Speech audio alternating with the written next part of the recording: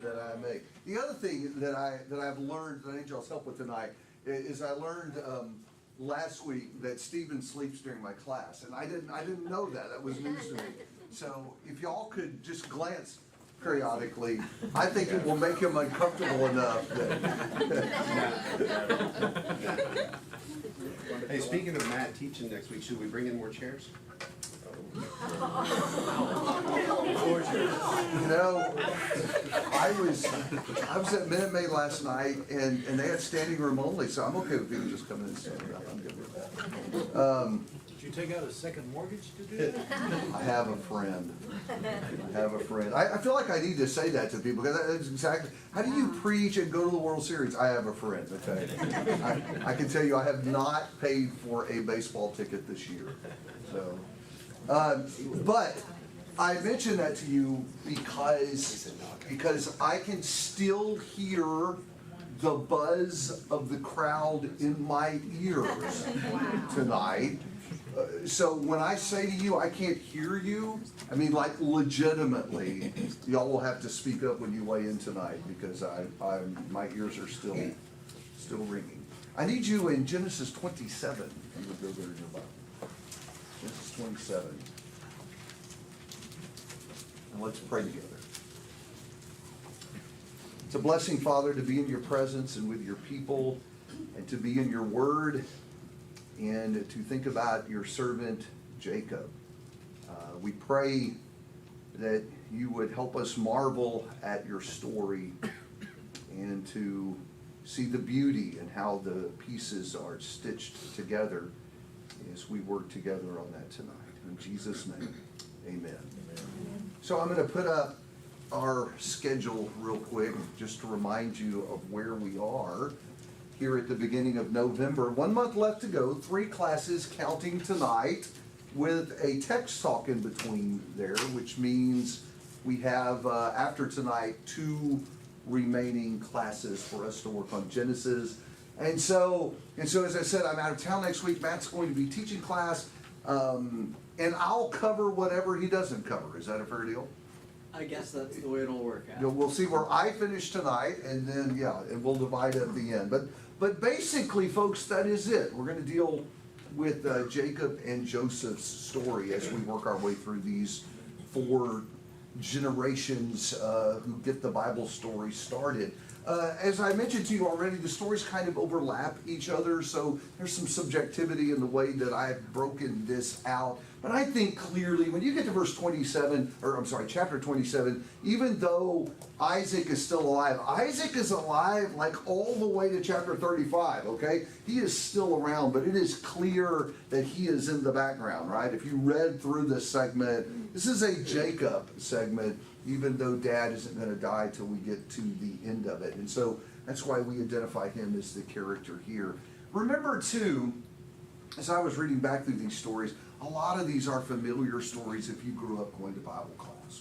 We talk about them. And so what I'm hoping to do in the class is get us beyond the fact that, oh yes, these are familiar stories. So remember, these are chosen stories. Of all the things that could have been shared about the life of Jacob, the Holy Spirit specifically selects these.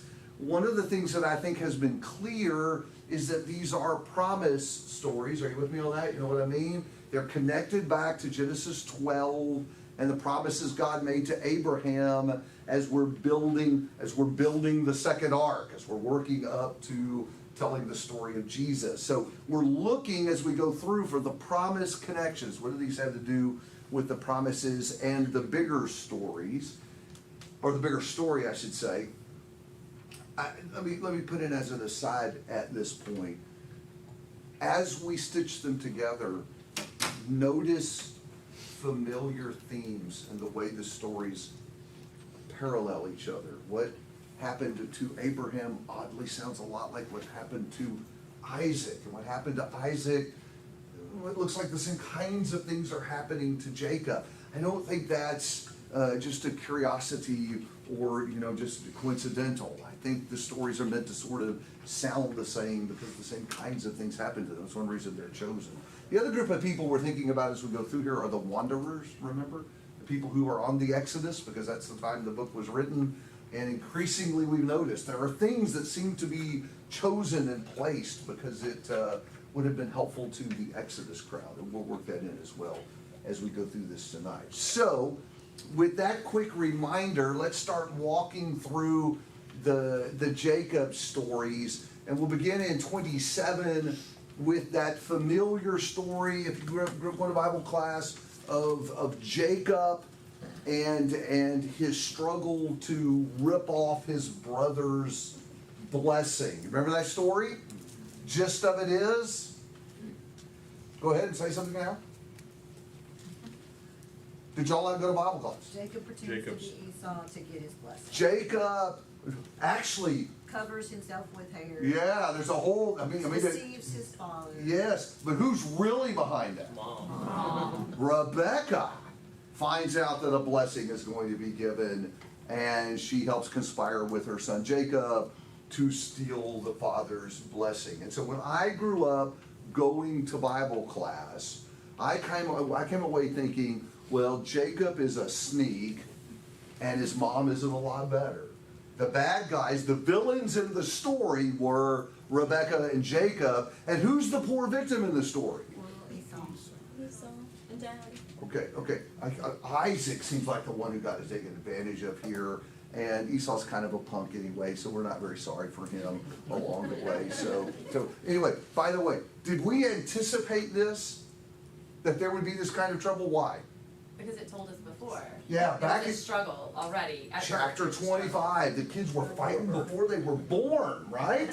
And God says, yeah, that's what it's going to be the Which rest is of their life. clearly a reason for Rebecca to have long-term bitterness towards her children. Guess what? It seems more Esau directed than Jacob directed. Yeah, we were anticipating this. And by the way, the other thing we're anticipating because of the prophecy in 25 is who's going to win out in the struggle. Now Jacob. Jacob's going to end up on top in the struggle. So watch that as we go through the story. A couple of things, just big picture ideas to note as you read through this particular story in 27. The character of the boys who are now men shows itself. So basically the character of Jacob is, Deceiver. sorry? Deceiver. Yeah, he's a schemer. He's a struggler. He's always trying to get ahead and get an advantage. Yes, sir. I was gonna say he's also a mama's boy. He is a bit of a, well, yeah, we do kind of have that Described going as a on. peaceful man living in tents, like he was a stay-at-home kind of guy. Well, I always thought that Esau was kind of rugged and rough and Jacob was kind of soft. Yeah. Kind of see that way to you a little bit? But then he turns out to be an animal guy, a herdsman kind of guy, so then you kind of wonder about that. Favoritism is very present in this story.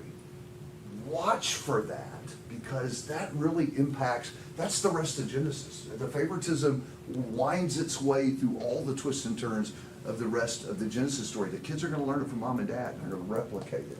What do we make of Esau as we read this story and the rest of this segment? He just don't think much about the future. He's hungry, so whatever it takes to get a bowl of food. Yeah, kind of impulsive, melodramatic. I'm going to die. What parent has not heard that from their children? You don't feed me now. Yeah, but he's a grown-up saying that. I heard that when I was like 2.5 or 3, two and a Yeah, half. but you know, some 20-year-olds are still 2.5. I mean, they're just still there. And yeah, he sounds like a child. A couple of other things that really come out about him is he breaks one of the cardinal rules of the patriarchs and that is you don't intermarry. And he notices that it really aggravates his parents, and so he's like, let me go find some foreign women to get married to. It's an act of revenge against mom and dad. And then later, the Hebrew writer describes him as godless, so he's not a good guy. And that character trait plays out through the whole story. So let me talk a little bit. I remember beginning to try to work this section for the first time, and I wrestled with three ideas that are running through here. Of course, all the way through all of this, we're thinking about the promise, which when we think about the promise, we're talking about what? Great nation. Yeah, this is Genesis 12, this is Abraham. So there is the promise that is at work. Then there was the birthright. And that goes back to chapter 25. And what is the birthright? The oldest son got a double portion. Yeah, so in that culture, there were responsibilities and privileges that came with being firstborn. That was known as the birthright. And that's what Esau sold in Genesis 25. And then there is the blessing. So in my mind, as I'm going through this section, I thought, okay, I got to get all this straight in my head. We got promise, we got birthright, and we got blessing. What is the blessing? Yeah, I was kind of wondering with all that too. Wasn't that the birthright? Are the birthright and the blessing the same? They are not. They're not. In fact, I know they're not because in verse 36, Esau gripes, "You've cheated me twice." When he finds out how Isaac has been deceived and how Jacob got the blessing, he says, "You've cheated me twice." I thought that was a bit of an exaggeration, right? Because no, he really sold it the first time. That's not really being cheated. But the blessing is something different. Yes, sir. I don't know that this is correct, but this is how I've looked at it. The blessing was like being made the leader of the family kind of thing, where everything would flow through. Because as you watched this society as they moved on, the elder son got the bigger portion, but typically he also became sort of the leader of the family, and that was where I think the blessing kind of came in. He was now recognized as the leader, and I think that's what Esau was complaining about here. Not only did he lose his birthright, but now he's lost his ability to lead the family. You know, in my mind, I tried really hard to sort of pull these apart. But there they're is an intertwining of them. For example, in verse 29, Esau's blessing is, "May you be the master of your brothers." So, but yet that was also part of the birthright. Yeah. So maybe They're my hooked effort, at the hip. maybe my efforts to kind of pull them apart are going to ultimately be unsuccessful. Now, do the birthright and the blessing have anything to do with whether or not the promise flowed through you? Apparently. Does it? Over the course of history, it didn't play out that way. Isn't that odd? Because see, that was my thinking. I was thinking, well, firstborn, you get the birthright, you get daddy's blessing, and the promise flows through you. In fact, biblically, that almost never happened, right? Who was firstborn in Jacob's family? Reuben. Do your tribes. Yeah, Reuben. Who did the promise flow through? Judah. And in the case of Jacob and Esau, well, in fact, who did we find out was going to be on top from the beginning? Go back to 25.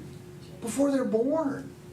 God says the older is going to serve the younger. And so already there were hints that this is not going to go the way that it typically goes. Now, would you factor back in the parental favoritism? Because now that becomes really important. How did the favorites play in Jacob's house? How did that work? Mom favorite.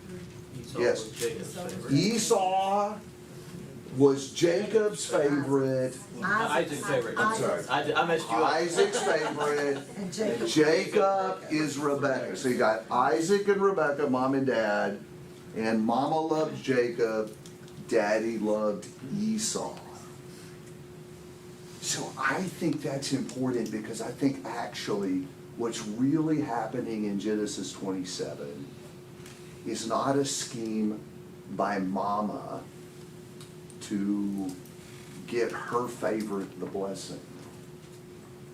I actually think this is a scheme by daddy to bypass God and get his favorite the blessing. Back up to 25. God has already indicated how this is going to happen. And Esau is not happy, I'm sorry, Isaac is not happy about that. He wants Esau to be the child who gets the promise. And so notice typically when dads gave, okay, there are a whole lot of weird things about this blessing. First of all, the blessing happens right before you die. Is Isaac about to die? No. Not for a long time, guys. It's going to be years down the road. So I don't know if he was having a bad day or being sick or if he wasn't really close to death. But that's kind of what he says. The other thing is that when fathers bless their son in that culture, how many of the sons got a blessing? All of them. When Jacob calls in his sons at the end of Genesis, he's going to bless every one of them. Though some of them are hard to understand as blessings, nonetheless everybody gets something, right? So, he doesn't call in Jacob. This is a private matter between him and Esau. And I think what Jacob is trying to, or Isaac is trying to do, they're going to mess me up with the whole class, Troy. I'm going to blame that on you. I think what Isaac is trying to do is say, I'm going to pull a fast one on God, and I'm going to get the blessing for Esau. How does that work out? Yeah. It doesn't. Providentially, Well, it works out the way God wanted it. it works out exactly the way. By the way, this is a great story to remember for everything through the Old Testament. God can even use wicked people doing wicked stuff to work out his plan. And that's exactly what he does here. And so oddly enough, when you really kind of get underneath the story of what's happening here, it is not really Rebekah and Jacob who are bad guys, although pretty much everybody's a bad guy in this story. The real culprit here is Isaac trying to bypass God. And the lesson to take away is, hey, God's already got a plan for his promise, and you can kind of connive with that, but it ain't going to work. His plan will be worked out this way. So I've ruined the story of Jacob's deception. It really ought to be slick Isaac, not deceiving Jacob going on. Yes? Well, when they were born, wasn't he called supplanter? Yes. So doesn't that imply an active role by him? Hence, no good guys in the story. I am with you on that. And by the way, that will too be patternistic in the Bible story. We rarely deal with guys who are just completely good guys. And then sometimes God's dealing with people, like haven't any of y'all been bothered by Samson? No. Yeah. I mean, Samson is not a good guy, not in any way. And yet, there's stuff going on between him and God is using him. And so very early as God is developing his story, one of the lessons we learn is, I don't need you to be a good guy to use you and to accomplish my purposes. And in this story, you're not going to pull a fast one on me. I'll still work this out my way. Okay? So, all of this is promise stuff and how God is working out his promise. Moving on to 28. This is another interesting thing. It's kind of patternistic through the stories we've been looking at. And that is Jacob now is being sent away. Have we seen this kind of thing before? One of the sons being sent away. Ishmael was sent away as they're making clarity of who the heir is. Anybody else? Who's being sent away now? Yeah, it's kind of reversed though, right? And yet I wonder if it's kind of about the same thing. Remember, Ishmael sent away Abraham's other children to Keturah. Remember, they were also sent away. So there was clarity about who the heir was. Now, I don't think we're trying to get clarity about who the heir is here in 28, but we are trying to prevent what? Why is Jacob going away? Esau wants to kill him. Yeah, so Esau will kill him, right, and we'll keep the heir alive. That's exactly right. So same kind of a deal, it's just kind of reversed in this case. And so in 28, we got two things going on. Isaac is going to say something, and then God is going to say something. If you look at 1 through 9, Isaac basically says, don't marry the women of the land, and the promise is flowing through you. And so now he's been forced to accept what was God's plan all along. And then we have that dream beginning in verse 10, Jacob's dream. Notice, Jacob's little foray away from the family is going to be bookended by two kind of strange events. The first one is this. is this dream that he has. And basically in the dream what happens is God rehearses the promise with him. So Isaac said it, and then God says it. So that by the time we get to the end of Genesis 28, now we've had it firmly established. It began with Abraham, it flowed through Isaac, and now Isaac has had 2 sons, and God has established that it will flow, the promise will flow through Jacob. Okay, with me? All right, 29 through 31, we're just gonna call this Jacob and Laban. This is such a fascinating period of his life. There's so much fun to be had with this little section. It just was hard to kind of whittle this down to what we would talk about and what we wouldn't. We've already met Laban. Laban is who? Rebecca's brother. So that would make him Isaac's brother-in-law, Jacob's uncle. And we've already established something about Laban. Do you remember? Sneaky. Sorry? Sneaky. Yes, we said he was a snake. Evidence of that early in 24 when they go looking for a wife for Isaac. And now if you ever doubted that he was a snake, it's about to really become crystal clear. These next 3 stories, next 3 chapters. That's exactly right. Now, some important stuff. I started to call this good stuff, and I struggle to do that.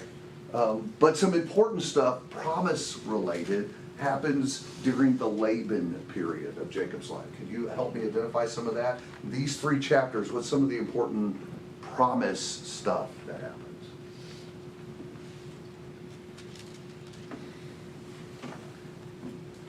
Well, he was promised, was it, not Leah, but who's the other one?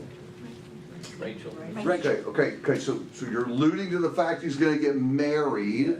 In fact, he's gonna come out of this with how many wives? 2 wives, 2 other wives. I'm calling them wives, okay? We're just gonna call them wives.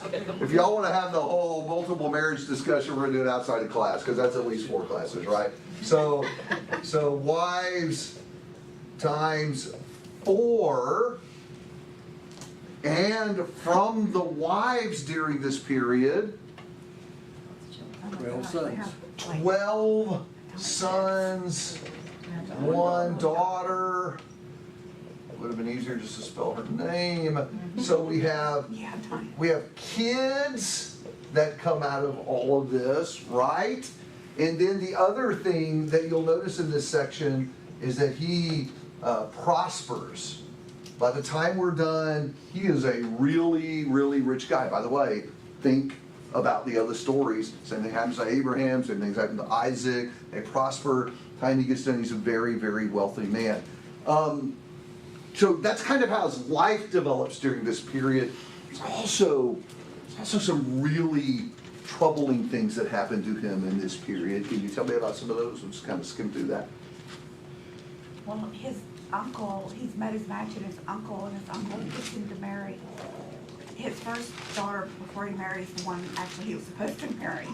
You know, I had never thought about the fact that they're both schemers. Yeah. You are exactly right. It is like Jacob meets the king of schemers when he runs up. Actually, Jacob winds up on top. Yeah, but there's a reason for that, and we'll get to that. That's a really important point. So it happens early when he is tricked about the wives. I will tell you that for me, it's one of the most bizarre Bible stories ever.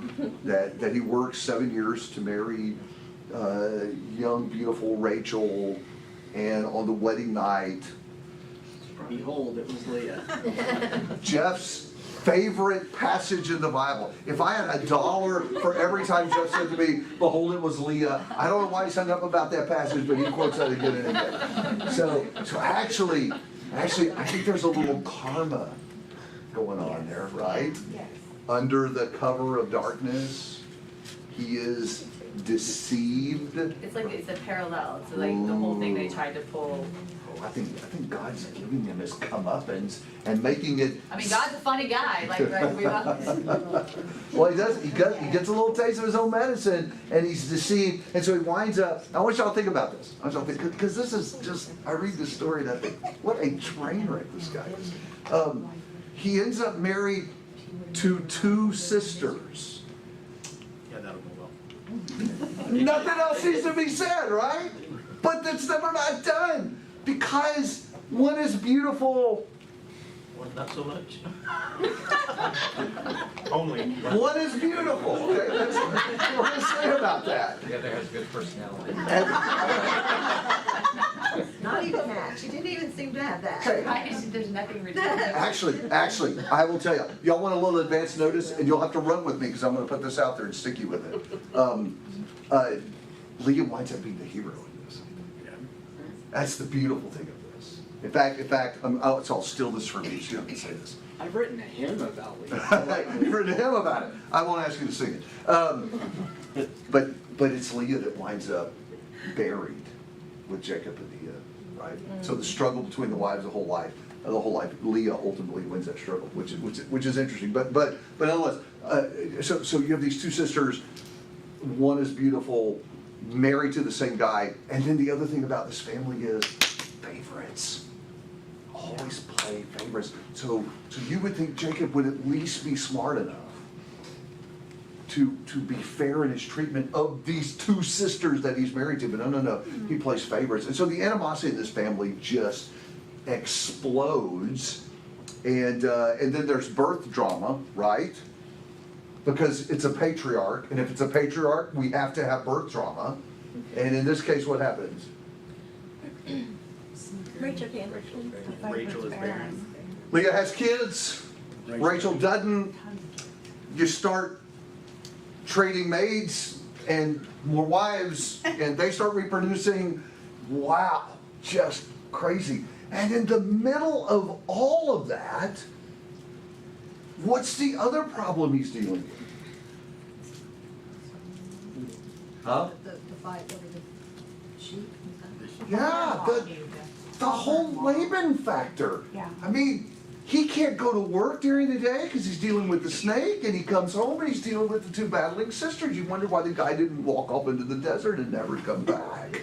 By the way, another patriarch who has issues with herds and getting along with his local herdsmen, like Abraham and Lot did, like Abraham and Isaac both had with Abimelech. So you see the kind of repeated themes that are running all the way through there.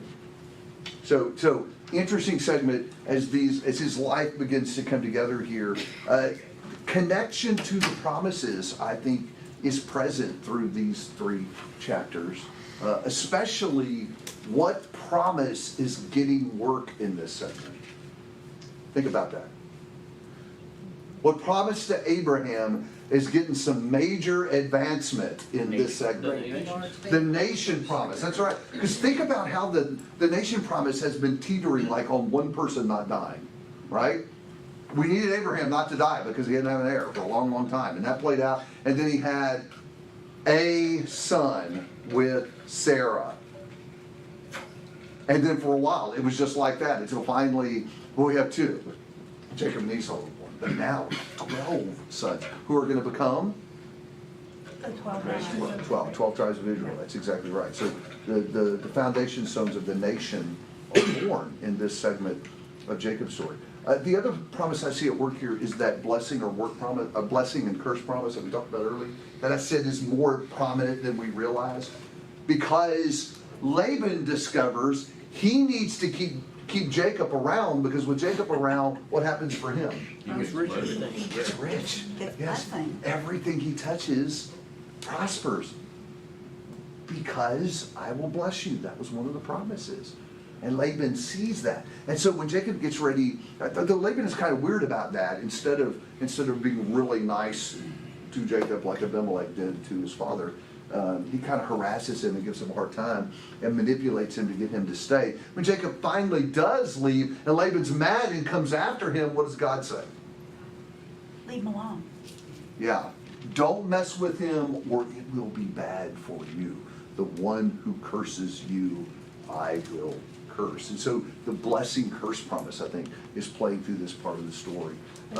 By the time we get to the end of 31, he has made his peace with Laban, and he has gone back, and God had told him, gone back, or started heading back to Canaan. But it's like out of the frying pan into the fire, because when he goes back to Canaan, he has to deal with So 31 and 32, we come back to the Jacob and Esau story. Why is this a problem? Going home to see family. We'll all be doing that in 2 weeks, right? Why is this a problem? Last Sunday, Esau was gonna kill him. Yeah, it's complicated. Yeah, remember that when he left, Esau's word was, when I get the right time, you're dead. I'm going to kill you. And if you guys are right, because y'all been real judgy about Jacob and Esau, that Esau was kind of strong and mighty and Jacob was kind of a weakling, this wasn't going to work out too well with him. So he does some things to prepare for this regathering of family. Y'all do some of this too around Thanksgiving, right? How are we going to make everything nice so everybody behaves? So tell me, let's walk through 32. Talk to me about how he gets ready for the meeting with Esau. He does some stuff. Well, for one thing, he People splits up ahead. the camps. I'm sorry. Yes. Before that, he does something though. I'll get hold of that thought. Let me come back to it. Oh, He separates, Before that, he does something. To bribe He the sends money and the messengers. wives. He sends messenger and he announces his coming. We're not just gonna show up at the gate one day. We want, and I needed to get this detail in because his servants go and say, your brother Jacob is coming. And Esau's response is, Let's get all the troops out on camels. gather 400 men, let's go meet my brother. Yeah. The servants come back and say, your brother's coming with 400 men. Yes. And Jacob tells himself a story. What is the story? He's gonna kill He him. wants He to is kill him. coming to slaughter me. That is exactly right. So that leads to, okay, I need to divide up the family here, put the entourage into 2 companies. The thinking about that was what? Let him kill the ones I don't like so much. So there is some favoritism. I'm wondering if he said, well, I'm gonna let y'all go first in line, right? Yeah, I think, so one of the things to pay attention to is that Jacob plays favorites, and the family knows, and it is a problem, it is a growing problem. So he creates his 2 companies with his favorites, most protected, then he prays to God about all of this, and then he sends gifts ahead of him to Esau, thinking if he's mad, the gifts will appease him. And so all these preparations are going on until the night before, where this starts getting really interesting, because literally everyone has gone ahead of me. I think it's ahead of him. I think it's interesting that he's in the very, very back. So maybe that comment y'all made about him kind of being a wimp, maybe that is true, and we're seeing that here. I don't know. He stays behind. He's completely alone. Question, how do you think he's feeling? Terrified. Yeah, because why is he terrified? Esau is stronger. He doesn't Which- know what's happened to. Which means possibly what tomorrow? He might die. death. Yeah, so what y'all think about that? Maybe some of y'all have actually been there. I remember a year ago, January, 2 years ago, January, my dad was having open heart surgery during the middle of COVID. And so I got to go sit with him in the hospital the night before his surgery. And so we're having this conversation about our mortality because it's pretty serious surgery. Maybe you've been there, you know? Sometimes when I have to go get a shot the next day, I ponder my mortality. I do not like shots a lot.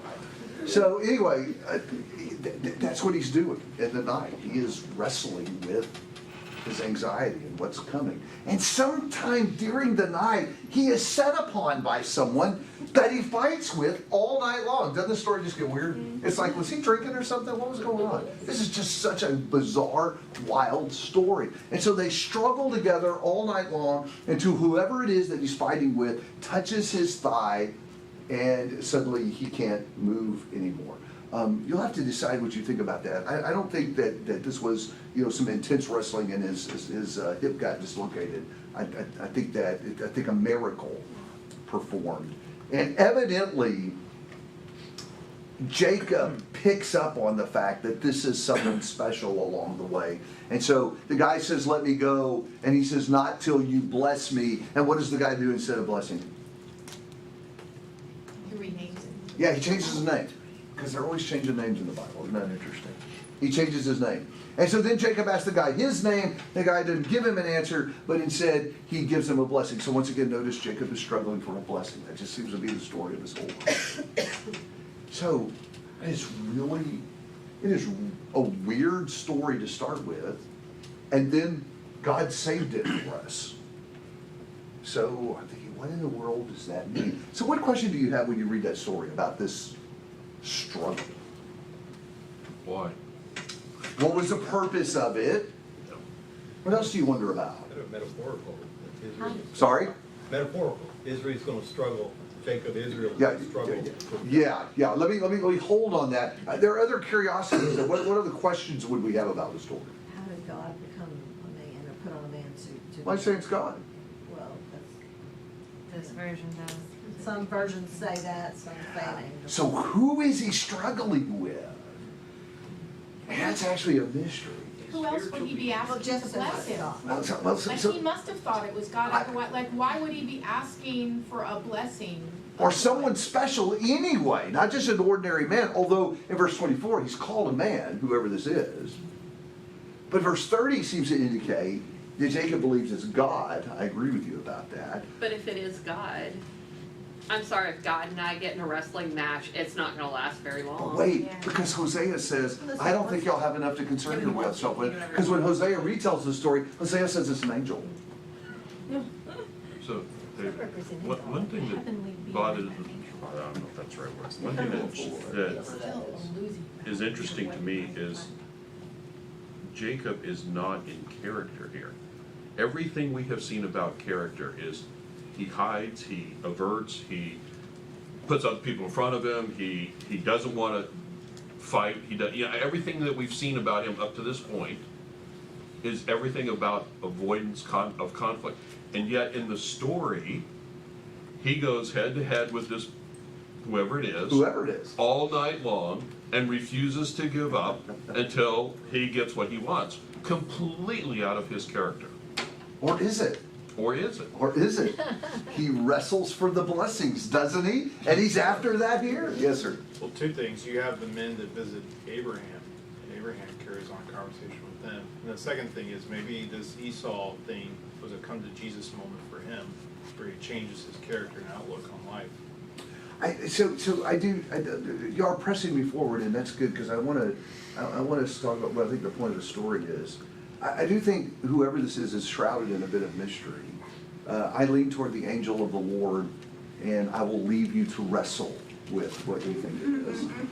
I've wondered, though, if it's meant to be shrouded in mystery. So maybe it helps us read the story as Jacob experienced it. Think about that. I mean, it just sounds the way the story reads that he was set upon, and at least at first doesn't really know. In fact, his thinking, I think, evolves over the struggle about who that is, which is fitting for what I think the point of the story is. Jacob has always wrestled and struggled largely by his own power to get what he wants. But curiously, if you go back and read the Laban stories, there are just crystal clear indications in the story. Like that whole drama with how his sheep do better. It's just clear that the hand of the Lord is in that. I mean, even Laban realizes the Lord is with him. So in his struggle with Laban, what gave Jacob success? God. The Lord did.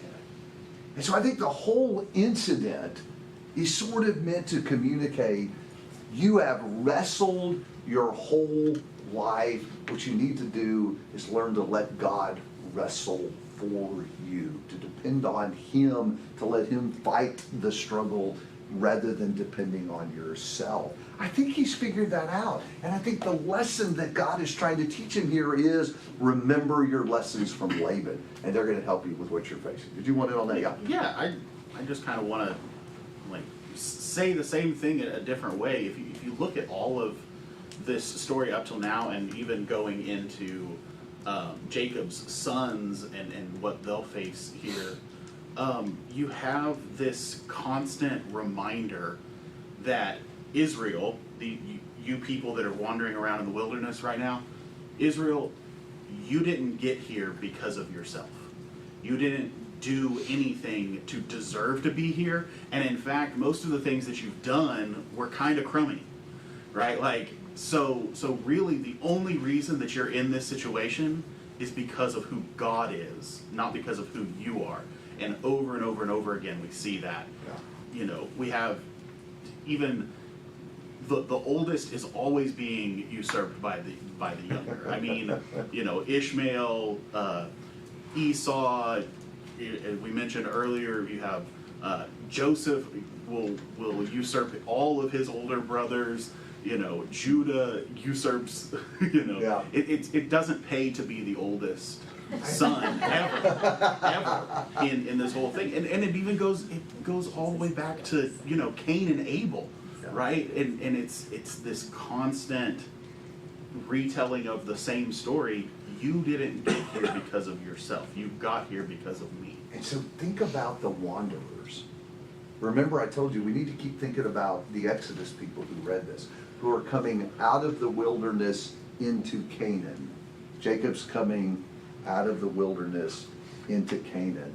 And Israel's going into a land to face a far superior force. Jacob is terrified that he's going up against his brother's 400 men, and we are going to be slaughtered. And God says to him, well, what does Israel mean? That's his new name. What does the name mean? He who strives with God. God fights. So from supplanter, his new name is God fights. Think how much the wanderers needed to hear that message. Don't be afraid to go to the land, even against a greater army, because you are Israel. God fights. He will be your leader. He will be your savior. You see it? So I think there's a story that's been placed here for the wanderers to consider. Because when we get to 33, what happens? Jacob seems to have learned his lesson, because although they're all in line, he puts himself forward. Yep. Oh, and if you read his prayer, he goes forward. Yeah, if you read his prayer, he clearly, I think, has learned to trust God. I think the struggle is meant to remind him that he has learned that God will struggle for him. And how does it turn out when he meets his brother? Esau runs to him. Didn't have anything to worry about. All good. Doesn't that happen all the time? Yep. Haven't you ever gotten completely stressed out about a meeting happening tomorrow, and you go into the meeting and it was like, oh, it was all cool, no problem. And you fretted for nothing? Exactly how the story works out here. I am intrigued by his insistence that his brother take his gifts. Because Esau turned them down, right? I'm good. I don't need anything. I got plenty. No. Take the gifts. I think this is more haggling like we saw with Abraham and Ephron. You think? Yes, that this is... The way they did things? Yes, that this is Esau taking the bribe to leave Jacob alone that he was always going to take. I have wondered, too, if there's some guilt on the part of Jacob for what he stole. Yeah, that's what I was like. And maybe he's saying, let me give back some of what should have been yours. Although Jacob's career is not really characterized by remorse. Well, and he refers to himself several times to Esau as his servant too. So Yeah. he shows some humility, even though he's Yeah. got the birthright and the blessing. Yeah, and far be it from me to argue with Matt, though we have a long history of that. Neither man is acting in character at this point. Esau's a punk, but he doesn't kill his brother. He receives him back. And so I will leave you to wrestle with all of that. The other interesting thing that takes place toward the end of 33 is the quibbling about travel arrangements, which seems odd. Have you noticed the fuss going back and forth? Esau says, well, here, I'll go with you with my men. And Jacob says, no, we're good. We're good. And he said, well, I'll go ahead, but I'll leave some guys. No. We're good. We don't need you to go with us. Why is that recorded? Why is that preserved for us? I think it's because they had, in God's plan, they really needed to be separated. They did not need to be commingled together. I actually think you're right. I do think this is about them not being together. Because the truth is, Jacob says, I will follow behind, but he never does. Because Esau goes to Seir, and Jacob goes where? Canaan. God had sent him back to Canaan. And so that's where he goes. You could speculate about why he's not just straightforward with Esau about that. I'm thinking, after just settling with him, I'm not going to go back and say, oh, by the way, the promise goes to me and I have to go to Canaan, sorry. Maybe it was just avoiding an awkward moment. But the cool thing is, the story ends, now Jacob has dealt with his two great adversaries, right? Laban and his brother. So everything's good, right? Yeah, then we get to, I think we have time to do this, we've got 5 minutes, we do this real quick. Then we get to the assault on his daughter, Dinah. So in 34, if you look ahead there, in the first 4 verses, we're told that Dinah goes and visits the daughter of the land, and that's how this trouble starts. There is some suggestion, though we would not read it this way, that there was a propriety issue involved here, that she may have been kind of pressing the limits in her actions. While she's doing that, she catches the eyes of Shechem. The best read I have on Shechem is that he is a spoiled, self-indulged rich kid who just is used to getting what he wants. And in this case, what he wanted was Dinah, and so he takes her and rapes her, and though oddly doesn't move on. He decides he wants her, so he does what spoiled rich kids do. He demands that his father make an arrangement. The interesting part of this story is what follows in verse 5, where there is a negotiation about this. On the surface, there appears to be this sort of cordial negotiation. What is important is what is not on the surface, because there's a whole lot underneath this that is really the important thing in the story. So on the surface, Hamor, Shechem's dad, sits down and says, hey, why don't we have our kids get married? In fact, why don't all of us intermarry, and there'll be great financial advantages, yada, yada, yada. And Jacob says that's fine, but we got some religious issues, and he turns from economic to religious things and says, you guys would have to be circumcised because it would just be dishonorable for us to marry with you folks if you're not circumcised. 2 things going on, though, that are not on the table in that negotiation. Number 1, Jacob's sons are mad. They're enraged by this. Pay attention to the fact that Jacob's not. And the other thing that's really important is verse 26 makes clear that Hamor negotiates while he is still holding Dinah. That's really important. That's an important card in negotiation, where you actually have the girl in your possession. And so it sheds a different light, at least initially, on the story. I think that this starts as a rescue mission, which we would all say, what? How do you feel about that? Perfectly appropriate. Our molested daughter is being held captive. What we're going to do is we're going to lure them into a trap. Boy, how they agreed to the circumcision thing, don't even get me started on that. I don't know any idea how they agreed to that, but they did. And that provided, am I being delicate enough about this? An opportunity, a couple days later, while still in recovery, for Simeon and Levi to come into the camp, verse 26 says, and to take Dinah. Are you good with that? I mean, I'm actually content that they suffered greatly while the brothers come and take their sister back home. But that isn't where it stops. Because then they kill every male. And then they loot the city. And what starts out is what seems to be a rightful act of rescue for the daughter becomes an act of greed and excessive vengeance.